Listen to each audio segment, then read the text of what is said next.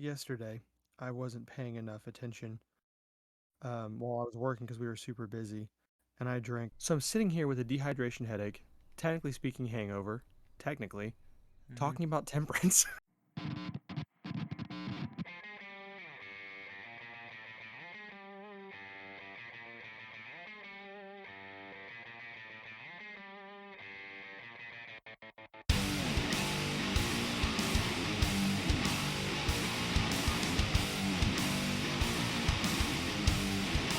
Tyler, No, yes, hello. terrified. Good Hello. morrow. Good Good morrow twice. good to evening yesterday. Good evening as of 12 hours ago. hmm 12 hours ago, More like late. That's more like late afternoon, early evening. yeah, honestly, I didn't have evening chow until like 7. And so, evening came I later for me than usual. I don't get home until 7, so I always eat at 7. Oh. Okay. Now that we've excited everyone with boring stuff, Boring stuff. More boring stuff. Tyler, what are you drinking? I'm having water. I'm having so much water. Aha. I'm extremely dehydrated. I pinched my arm this morning and it just went ahead and fell off. I was like, oh no, Ah, that's nice. bad. hmm Let's see if I'm dehydrated. Oh, I don't have an arm. Tyler Moberly. That's a good So quote. I And actually, yourself? I actually have whiskey today. I see you've made it to the store since last week. I have. I finally got some. See if you can guess what kind I got. To listen. Huh? Oh, Am I sure. listening for the cork? No, no, no, no. Not listening for the cork. But if you want to listen, you can listen to this. Oh, it must be. Um, Hold on. I get one hint here. I need to have one hint. Mm-hmm.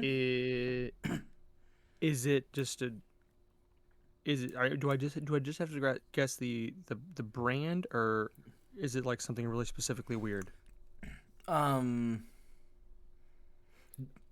The answer is yes to both. Ugh. Because it's not like things like this, and this, and this, and this, and this. Um, uh, but it is, I guess, vaguely specifically weird. But all you have to guess is the brand. In that case, I was gonna guess monkey shoulder because I thought for sure you might eventually try that again, but I'm not gonna guess that now. Well, Um, it's monkey shoulder. that was my first thought. I should have went with the instinct. You went, okay, monkey shoulder.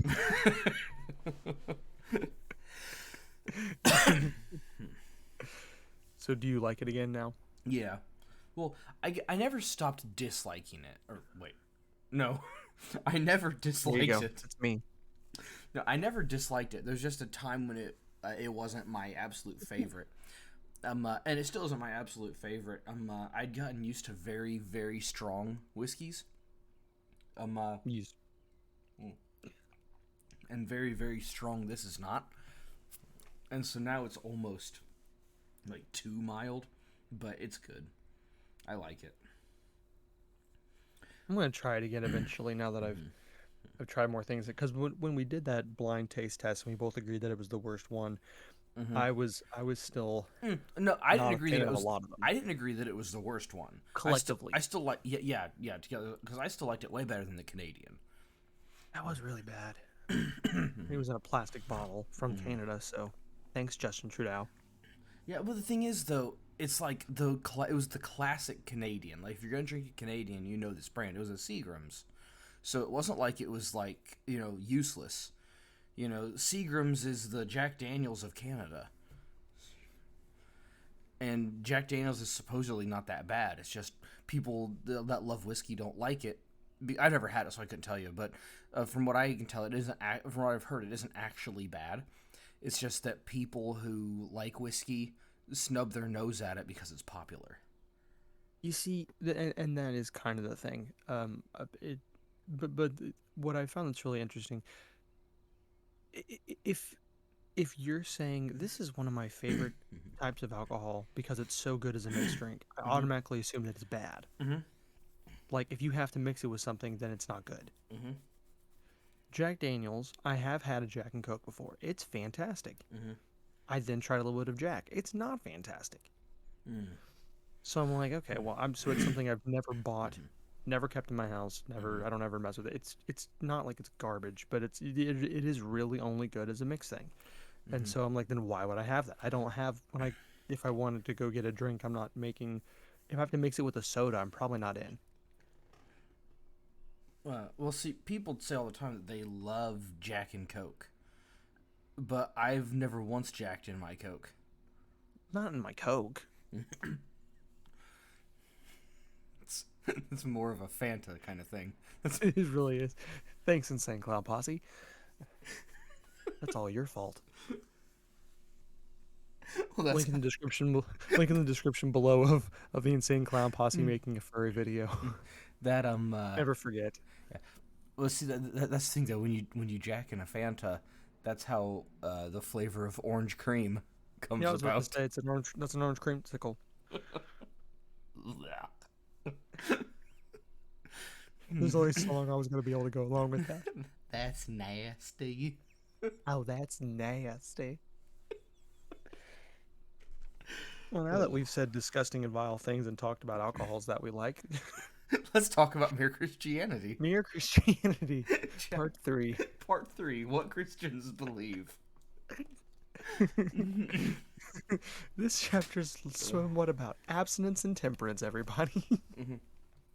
But at least he does properly define temperance, not as teetotalitarianism, but This is as not going overboard. Which actually isn't a bad place to start, but I think we're skipping ahead a bit if we talk about that right away. Yeah. Yeah, so let's not. Let's not. That's before. Chapter 1. Mm-hmm. Chapter So, Chapter 1, title, Three Parts of Morality. Where'd it go? There it is.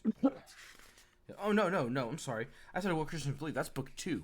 Christian behavior is book 3.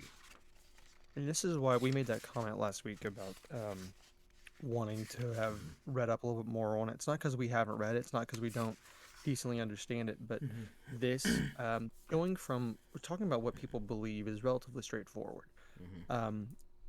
Talking about all the behavior and the way that he talks about behavior, it's a very he even talks about Freud a little bit. So there's a lot of like psychology into this. It's a much denser topic, and he goes about it in much more detail. So we both kind of agreed to not do it last week because we wanted to really be up on it because it's dense. It's very dense. It's very good, but it's very dense. Which, by the way, I am. Here's proof that he goes into the fact saying that Freud is stupid and doesn't know anything about psychoanalysis for the most part, and that's not his, and that's not because that wasn't his expertise. But he the thing is though, I've known for a long time that Freud was stupid. Yes. For example, Freud has said that at some point every man wishes to have sex with his mother. But by the time I was born, Freud's mother was long dead. I wasn't ready for that. That would be a very different set of issues you would have then. I think there's something else wrong with me.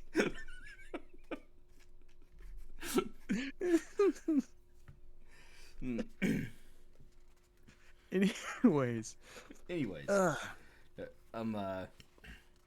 Yeah, chapter 1, the three parts of morality. Three parts of morality. Yeah. All right. Yeah, so there's a thing right there said there's a schoolboy who taught what God was like. The very first thing that happens in the first chapter. And God is described by this schoolboy as exactly my mother-in-law. Because it said, God was the sort of person who is always snooping around to see if anyone's enjoying himself and then trying to stop it. And that is my mother-in-law. I have almost heard the exact words from her. Hey, are you guys having fun in there? Stop it at once.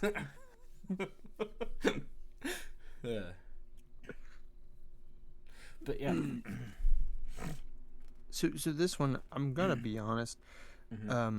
This is obviously good. The Mm-hmm. chapter is obviously good. Yeah. Um, I don't really care about focusing on it. Mm-hmm. If you want to hit a quick point or two, that's fine.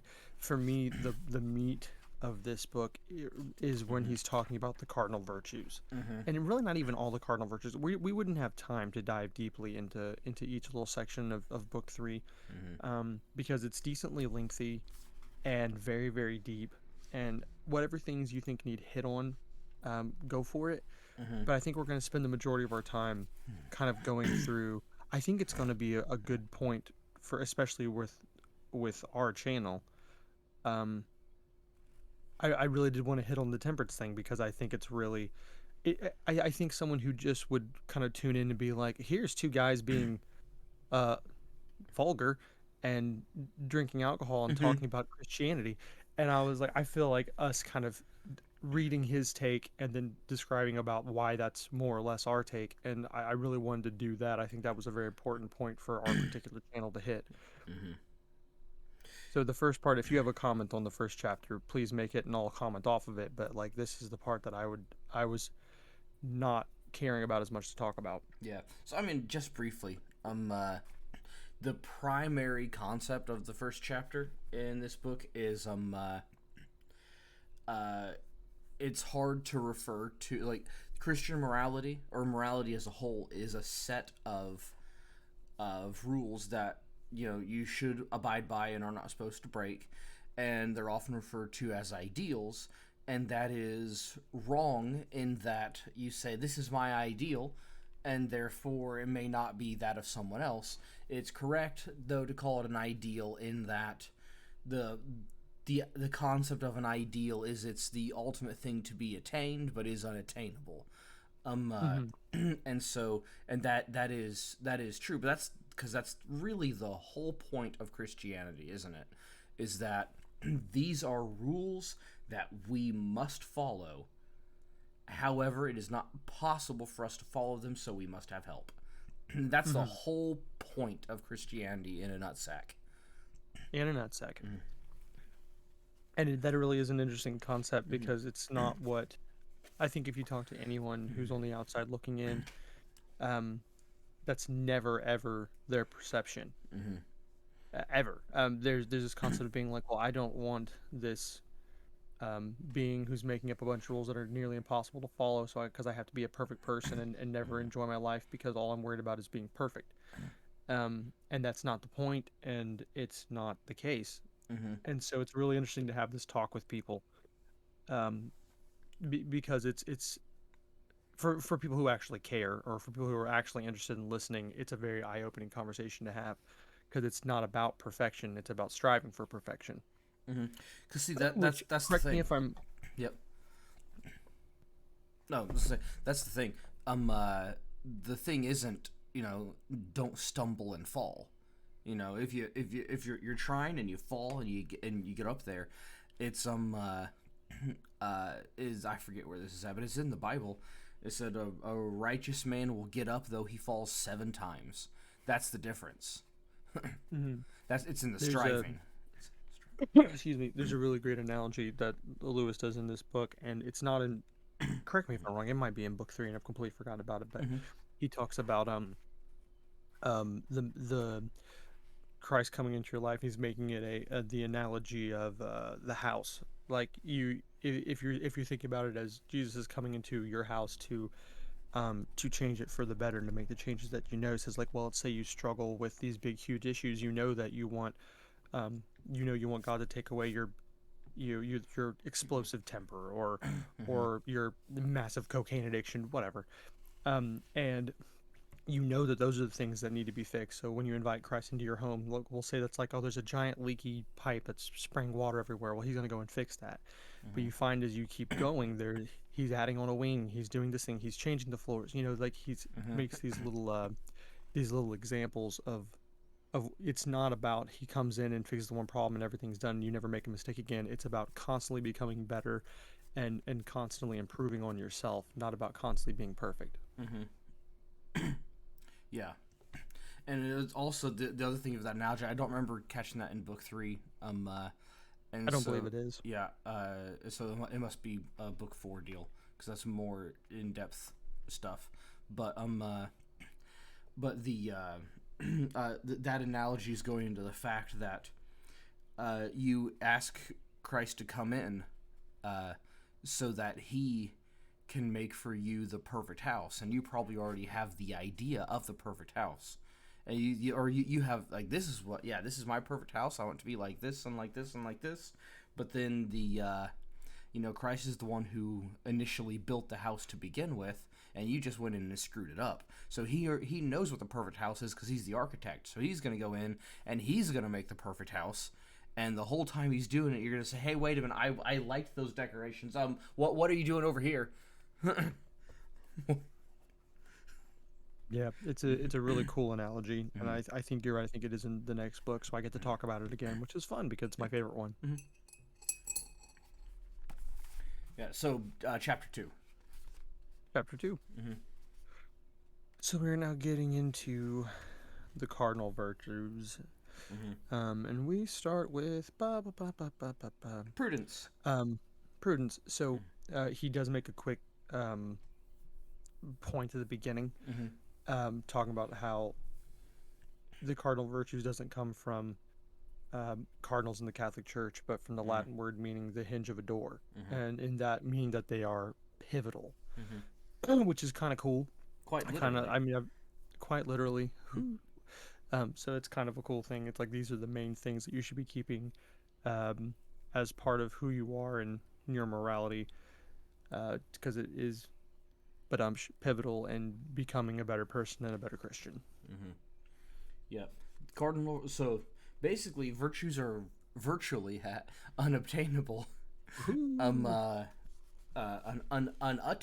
not unobtainable. You can't acquire them. They're virtually unattainable in the cardinal and theological virtues.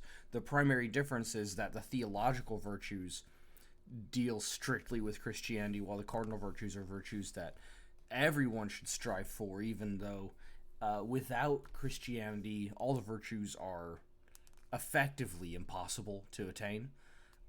It's more of these cardinal virtues are things that no matter who you are, you're going to agree everybody's going to say this is stuff to do.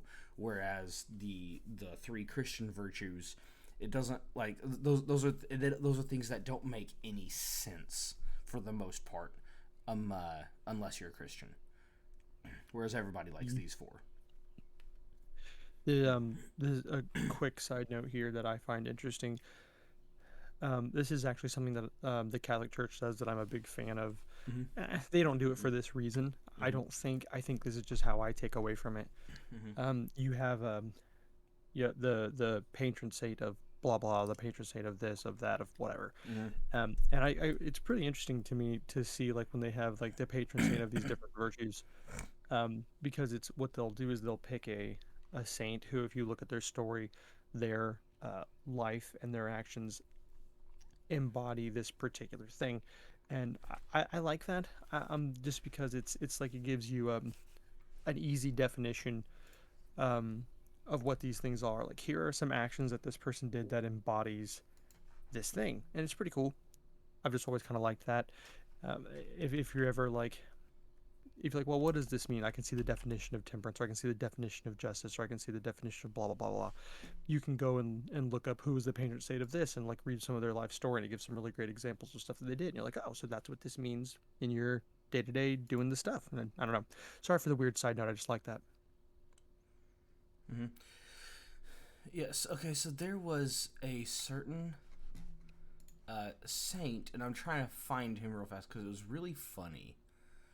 There's a bunch of funny ones. Yeah, well, there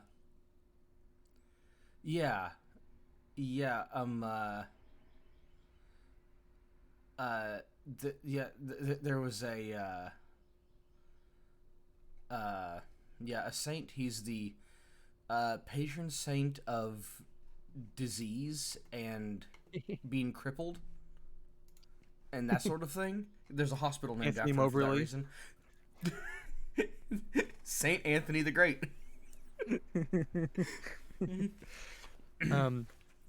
Yeah. Yeah. It made me laugh. There has to be one for everything, which is kind of lame. Mm-hmm. Uh, but yes, okay. So prudence is the first one. Mm-hmm. Yes. He refers to this in their kind of um vaguely, or not. It's not. I shouldn't have said vaguely. In just simple terms. Sorry, I'm very tired. Mm-hmm. He says that prudence is it means making practical sense. Mm-hmm. Where's my note? Taking the trouble to think out what you are doing and what is likely to come of it. He, Christ, wants us to be simple, single-minded, affectionate, teachable, as good children are, but he also wants every bit of intelligence we have to be alert at its job and in first-class fighting trim. Mm-hmm. And this is where he says some really funny stuff about saying, like, I'm going to say the phrase wrong. Um, the one about the maid, he says, Yeah. The proper motto if is you've got a not. quote, I don't. Yeah, I have it open in front of me. So, Good. Go for it. yeah. The proper motto is not "Be good, sweet maid, and let who can be clever," but "Be good, sweet maid, and don't forget that this involves being as clever as you can." Right. Yeah. And this is it's a pretty funny, that him being funny in that Mm-hmm. dry sort of way that he always is, but it is kind of the thing. It's it's about always being as practical as you humanly can, because being a Christian involves being very practical. Mm-hmm. And then immediately after that, one of the best sentences of the chapter: God is no fonder of intellectual slackers than of any other slackers. Yeah, that's Mm-hmm. very. I like this a lot because you see a lot of arguments. I don't even want to say arguments. A lot of people who talk down about anyone who would follow Christianity. Mm-hmm. Um, there's always an intelligence argument, Mm-hmm. right? I mean, that's like a go-to Yeah. kind of layup thing. Like, well, you deny this, and you deny this, so you're just all a bunch of idiots who do this. But he makes a lot of good points Mm-hmm. about how this involves being as intelligent as you humanly can be. It's your duty to be intelligent. It's your duty to seek knowledge and do the absolute best you can to be an intellectual. It involves doing a lot of reading up on the things that revolve around the thing that you're following. You're not just saying I'm a Christian for the heck of it. You should be like, no, I need to know why all these things are. I need to be reading religious texts. Like, I'm going to consider mere Christianity religious texts as far as I'm concerned, and then and talking about it and learning about it and becoming sharper in those areas. Yeah, and that's something you don't necessarily what I'm talking about. Oh yeah, so you do become sharper, but it's not you just immediately become smarter upon being saved. A lot of people said that because it was Wendy Bagwell. I liked him. Um, uh, he said becoming a Christian is the smartest decision you'll ever make, but it doesn't automatically make you a smart man. If you're an Mhm. idiot and you get saved, you're a saved You're idiot. saved idiot. He's got some great quotes.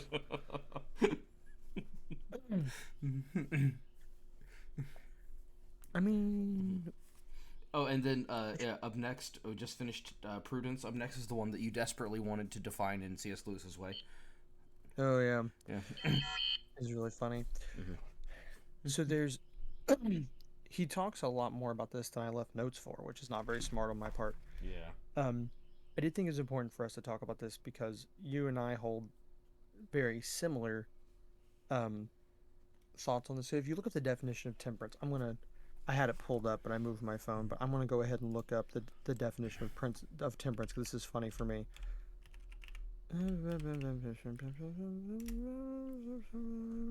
My apologies, everyone. My phone isn't Mm-hmm. Yep. working. The This is modern definition of stupid. temperance: abstinence from Abstinence from alcoholic alcoholic drink. drink. Mm-hmm. Teetotalism. So Lewis talks about this in a little bit more depth, saying it's not about being a teetotaler. It's not about abstaining from alcohol. It's about abstaining from obsession, more or Mm-hmm. less. Yeah. But it's about temperance referred not specifically to drink, but to all pleasures, and it meant not abstaining, but going the right length and no further. Mm-hmm. So this is he says something about saying anyone who's just as obsessed with his motorbike is just as bad as someone who's obsessive with drinking. The difference is being obsessed with your motorbike doesn't make you stumble in the street. Mm-hmm. Yeah. So this is one of those things where people see certain wrong things as being more wrong, Mm-hmm. because it's so obviously affecting you negatively. Mm-hmm. Um, and that's really kind of the thing about, and I understand it. I mean, there's a lot of pretty much every different version of Christianity, if you will, all the different what do you want to call denominations, all the different ones have different things they focus on, but they are all really about looking as good as you can. And this is important, Mm-hmm. right? To a degree, it's important because you are trying to leave an impression, and that's fine. But you're the argument that Lewis makes here is some people are maybe nearer to heaven than other people who look like they're nearer to hell than other people, and obviously that's not like the important thing. It's just his way of letting you know, just because this thing might be frowned upon more than a woman being obsessed with bridge, because maybe she never talks about being obsessed with bridge, but she is obsessed with it. She is just as guilty of not being temperate as the guy who's sitting at the bar getting wasted every single day of his life. Yeah. Like they're equal. They're both equally in the wrong. Yeah. So to read a thing on here, I said, "It is a mistake to think that Christians ought all to be teetotalers. Of course, it may be the duty of a particular Christian, or of any Christian at a particular time, to abstain from strong drink, either because he is the sort of man who cannot drink at all without drinking too much, or because he is with people who are inclined to drunkenness and must not encourage them by drinking himself. But the whole point is that he is abstaining for a good reason from something which he does not condemn and which he likes to see other people enjoying. Of the next, an individual Christian may see fit to give up all sorts of things for special reasons, marriage or meat or beer or the cinema, but the moment he starts saying the things are bad in themselves or looking down his nose at other people who do use them, he has taken the wrong turning." That's Right the. after that quote is a follow up for that. One great piece of mischief has been done by the modern restriction of the word temperance to the question of drink. It Mm-hmm. helps people to forget that you can be just as intemperate about a lot of other things, Yeah, this which is is what you just a just wrap went of over. what we're Yeah, saying. yeah, Yeah, it's just a wrap of what we've been saying, but yeah. it's his words. That's the thing. It's not that like when we do this thing in the morning. Obviously, I'm drinking water today, but we do this thing in the morning and we're having alcohol. Whenever you hear us say like, "What are you drinking?" and we say we're drinking this, we've got like a shot. I mean, like we have a shot. I don't go downstairs after this thing and pour myself another shot, and then by 11 I've had 3 shots. I had a shot this morning when we did this podcast. I'm not today, but I I I might have something else by the end of the day. I might. It just depends. I don't think I've ever one time went down and poured myself more and then went to something else. I'm not saying it to sound holier than thou. I just don't think I ever have. I have no desire to walk around the rest of my day inebriated. Just don't want to.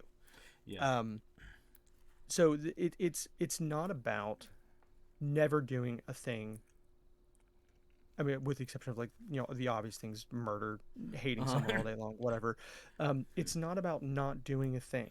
It's about making sure that thing is in moderation so that it doesn't become an obsession. I've had multiple things throughout my life that have been um, an unhealthy obsession that I would say definitely are worse for me than any amount of drinking that I've ever done.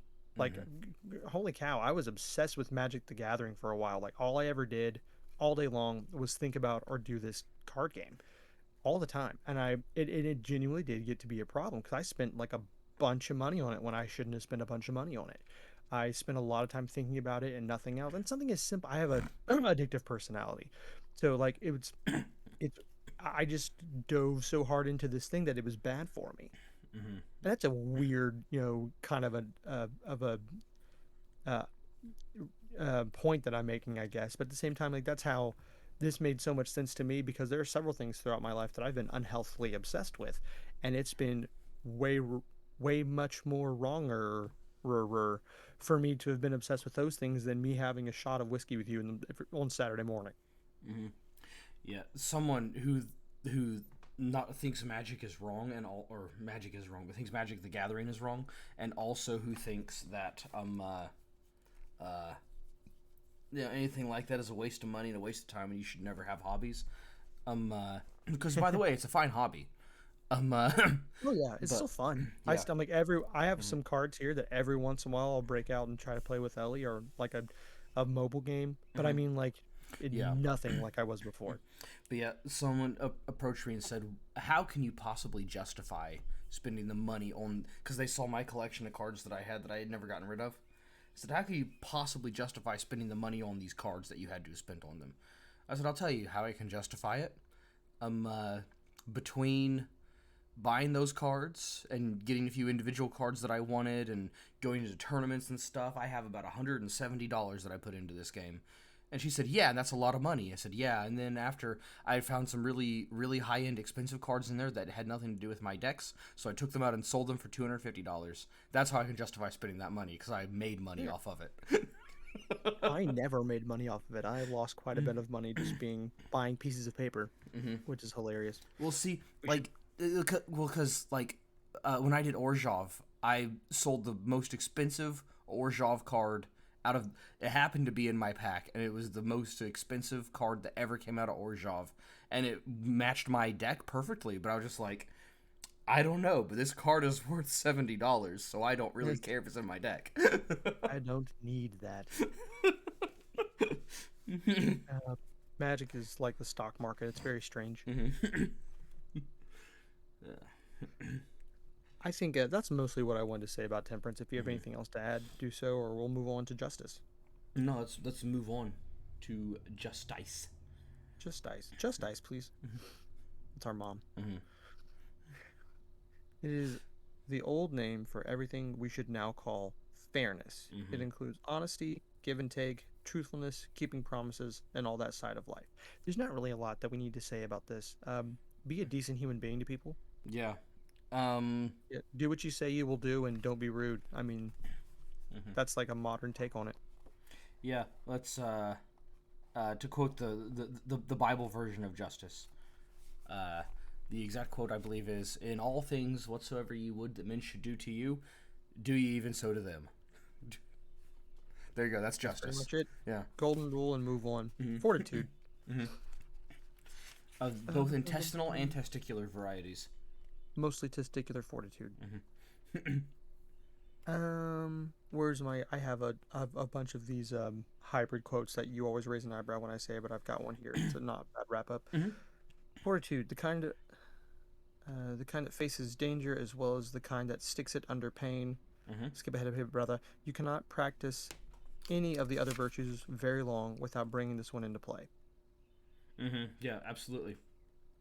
Which is what he It's a says. So I it's a obviously. good wrap up quote. Mm-hmm. Um, yeah, it's another one that like we no, Mm-hmm. I'd rather anyone who's listening to this, we don't do this so you don't have to read the book. We do this to give our talk about it. You need to go read it. Mm-hmm. Justice and Fortitude, he talks about a lot of great things.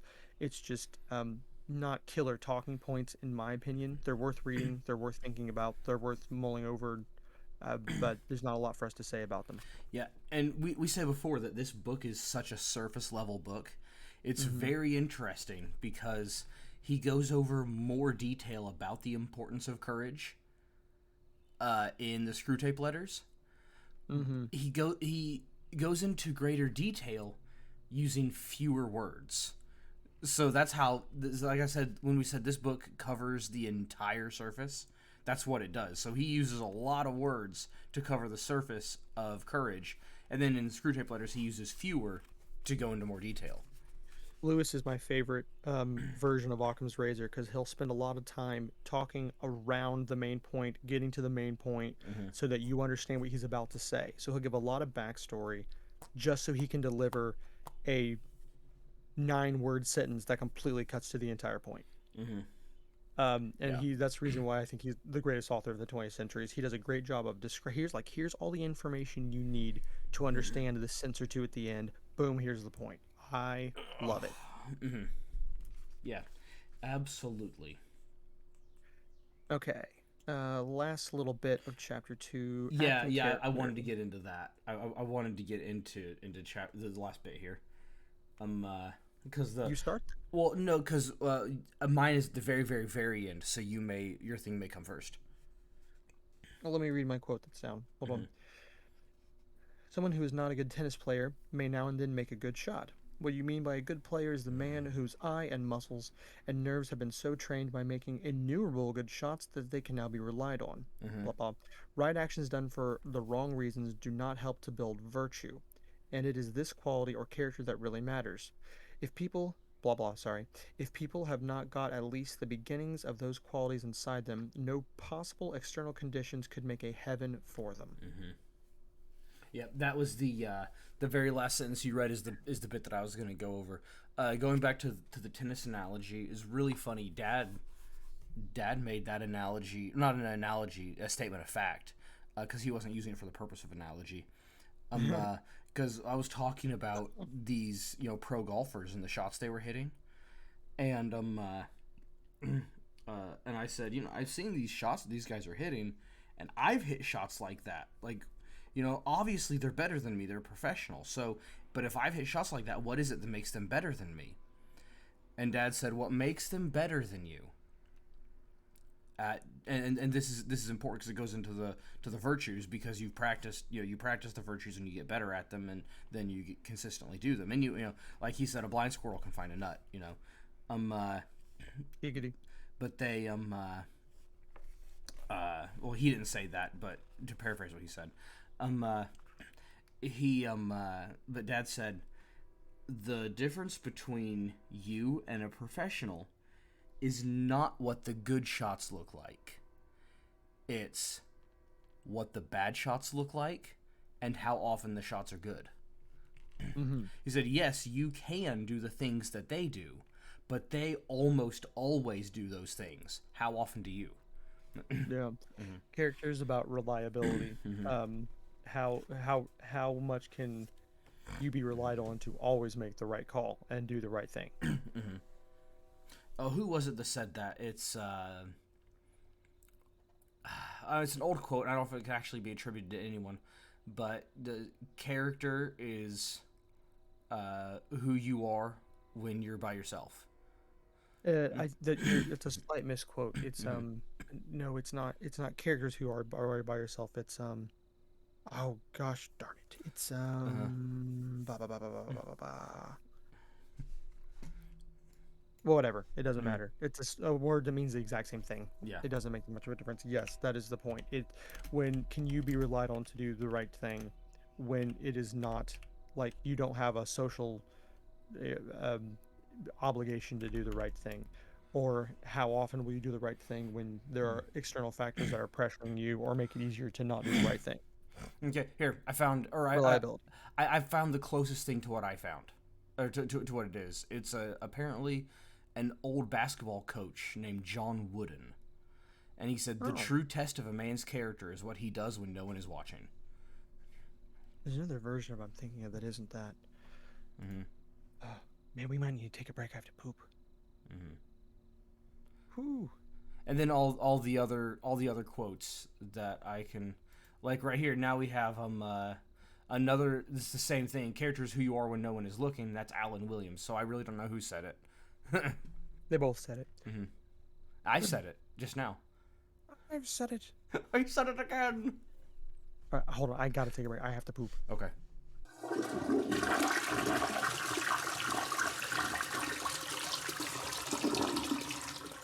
Before we get back into it, I have a thing that I read. Well, good. I'm glad you're reading. Well, it was a meme. Mm. It was a picture of Robert De Niro's character from The Joker, and Yes. it said, "You're laughing.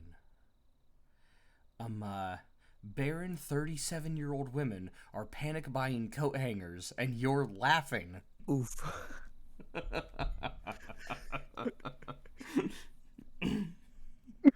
Oh my. Anyways, we just Social finished. morality. Yeah, social morality. So we have this. The first thing to get clear about Christian morality between man and man is that in this department, Christ did not come out to preach any brand new morality. I was say any new brand of morality, but any brand new morality. Said the golden rule of the New Testament is a summing up of what everyone at bottom had always known to be right. And it is true, my bottom does know that to be right. This is true. Mm-hmm. There, just after what you quoted, as Dr. Johnson said, people need to be reminded more often than they need to be instructed. Mm-hmm. Yeah.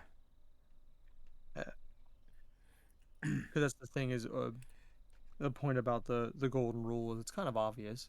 Mm-hmm. If you understand what if you know what the golden rule is, you understand the golden rule. It's not that you need to be taught it all the time. It's that you need to be reminded to do that all the time. Is kind of the breakdown of that, which is extremely true about people and humans and me. Mm-hmm. It'd be like that, is what I'm saying. Yeah, and that is uh and of course it gets into that because it says we need to we know we need to do the right thing, but Christianity almost makes a point, like he said in here, not to tell you how to do the right thing, because you're supposed to learn. Christianity tells you what the right thing is and tells you to do the right thing, but then how to do the right thing comes from your own learning, because Christianity isn't there to teach you really how to do anything. It's to teach you what to do, why to do it, and to make sure that you do it. And so if you're going Well, to go through, which I repeat myself, but he, yeah. that's a really important thing Mm-hmm. um, about the way that the Bible is laid out, um, and then how people like Lewis are teaching. Obviously, there is a lot in Mm-hmm. the Bible um, that it does to a degree have to be just understood as a concept Mm-hmm. if you're going to apply it in the modern world, because it wasn't in the modern world. We Mm-hmm. have so many stories of people in the Bible because it gives us examples of virtues, examples of of things that people did that were the right thing.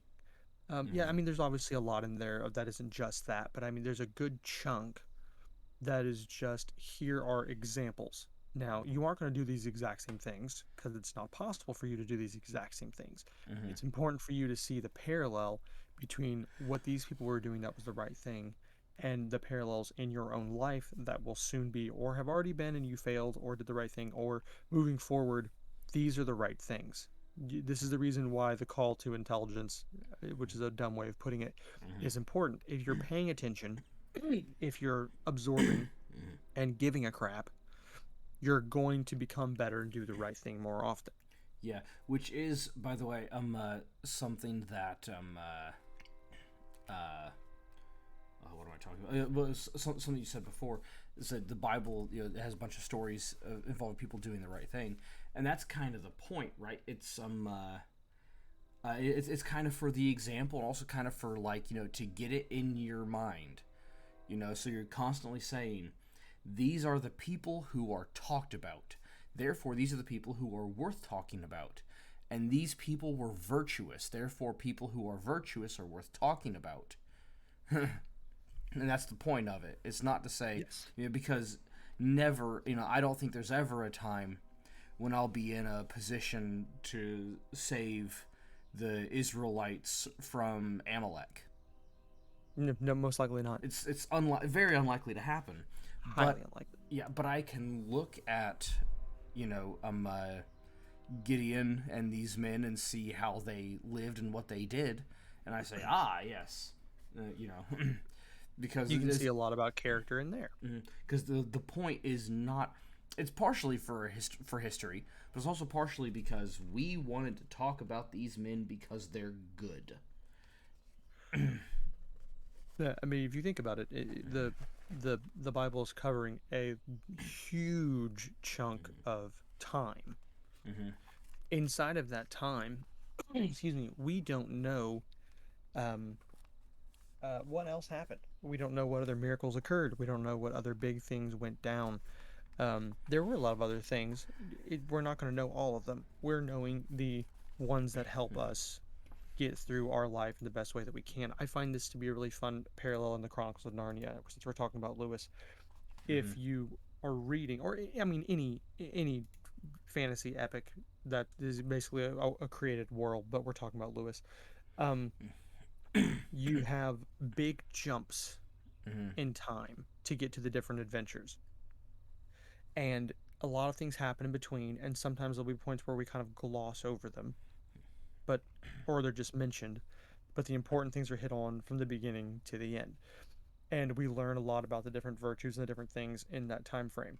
Um, and then you have like the children magically coming to Narnia for these really big moments. That's what the Bible is like. Mm-hmm. We hit really big important things. Who knows what else all happened? Well, like at the end of the book of John, when he ended his account of the things that Jesus did by saying, this is just some of the things that he did, and I believe that what his exact quote was, "If I were to write all of the things that Jesus did while he was on earth, I suppose the world itself could not contain the books that would be written." Right. I mean, we don't get to know everything right now. Mm-hmm. There's but this is a good condensed version. Mm-hmm. Here's enough to get you by. Yeah. Yeah. That was a great way to get off topic and be on topic at the same time. Yeah. Um, there's a few things that we probably don't really need to talk about a lot through here. Um, Mm-hmm. there's a Quickly. section about saying Yeah. quickly. Yeah. Quickly hit on the I guess these couple paragraphs, or I guess it's one big paragraph, isn't it? Um. Uh, Talking about if it's going to be socially moral, therefore the best option is Christian society. Said people would then say in that case the church must take the lead.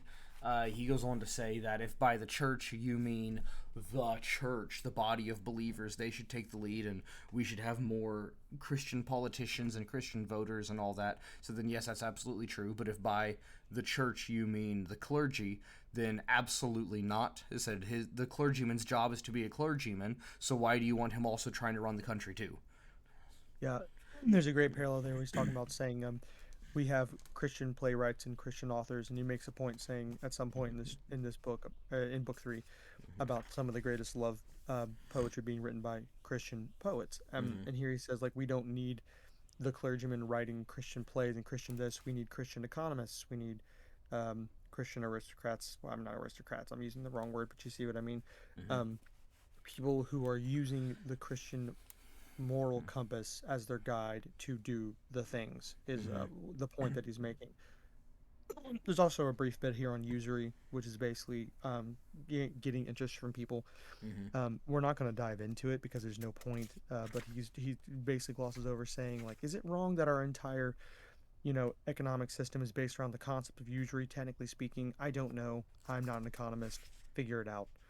Mm-hmm. Which is interesting, but not worth us going over. Um, charity. Yeah, he hits on charity, and then he defines charity one way in this chapter because of its social implications. Then he gives the true definition of charity later on in book three, which heck we may not get to at the end of book three in No, today's I session. sincerely doubt it. Yeah, Sincerely doubt it. but charity as he defines it this time is specifically charitable giving. Yes. And there's a quick note that he makes that I think is worth mentioning. He was like, well, what's the best thing you can do if you have money? Well, the best thing to do with money is to give to charity. Well, what's the best kind of charity? Well, the church is the best kind of charity because they're going to give their money to the poor, and that's how you should do it. So just give the church 10,000 pounds, and we'll make sure that we see you right. And he says that's not, no, that's wrong. Yeah, which that's in a Um, later chapter that quote is, I believe. it is in a later chapter, But but it applies it right works now. really well for this. Yeah.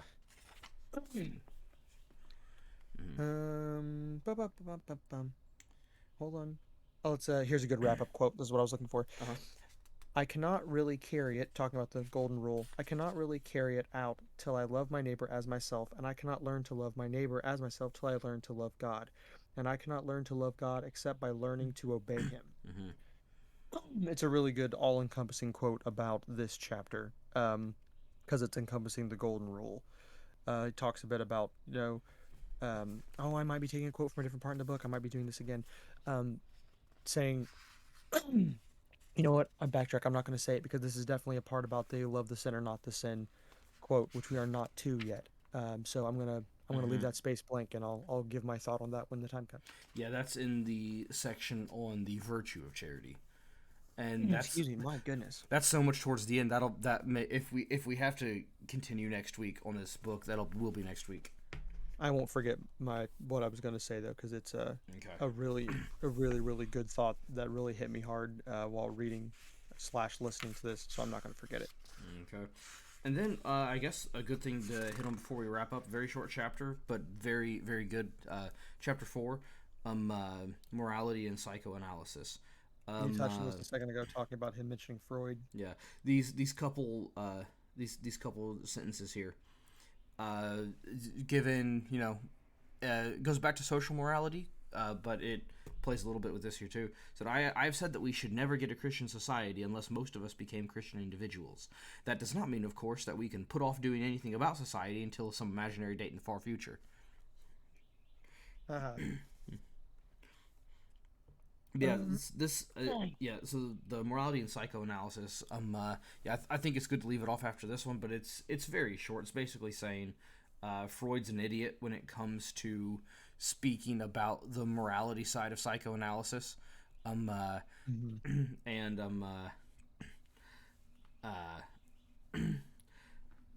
because it says right here, it is therefore, talking about Freud, it is quite sensible to attend to him with respect in the one case and not in the other. That is a place his specialty and his and not.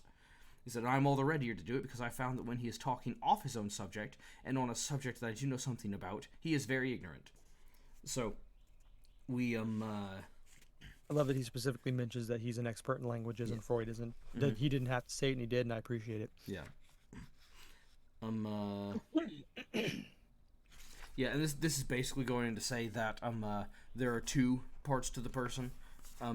There's the raw material that is your intelligence, your psychological state, things over which you have no control over, and then the other side of morality is what you choose to do with it. And the reason why it's important that it has both sides is because if you're a man who is, because of some psychological issue that you have, a total irrational coward, and you're doing your best to make some brave decision and be proper and good and do what you're supposed to do in the face of adversity, you're much more likely to fail in being courageous than the man who, say, this man's in a psychological state where he cannot feel fear, and you take 2 steps towards the enemy and faint.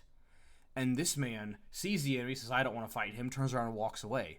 You are more courageous than the man who feels no fear, even though you didn't make it nearly as far as the normal person would have. The normal person would most likely use his courage to go and engage the enemy, whereas you only made it 2 steps towards the enemy.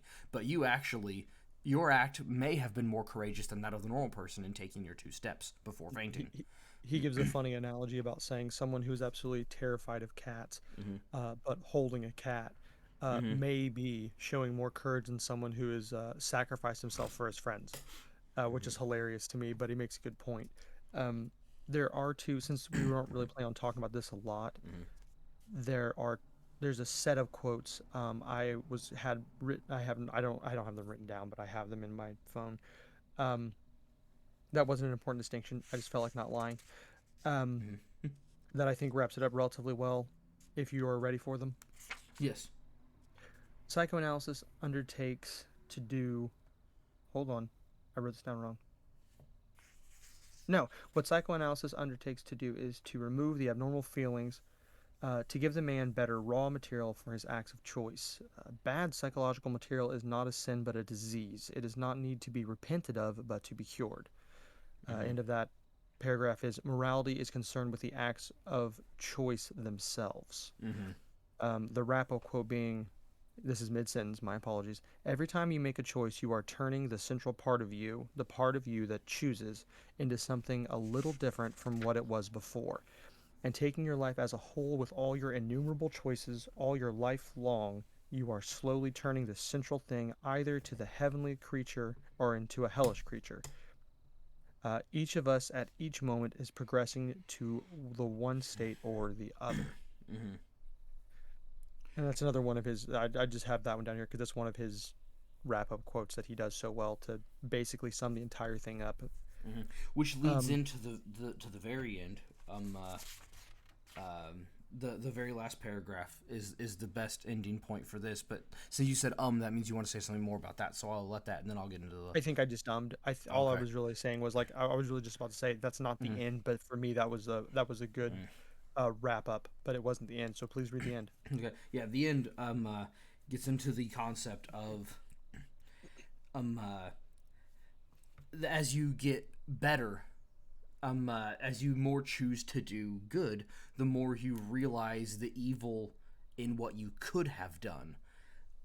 So that is to say, his quote on this is a moderately bad man knows he is not very good. A thoroughly bad man thinks he is all right. You understand sleep when you are awake, not when you are sleeping.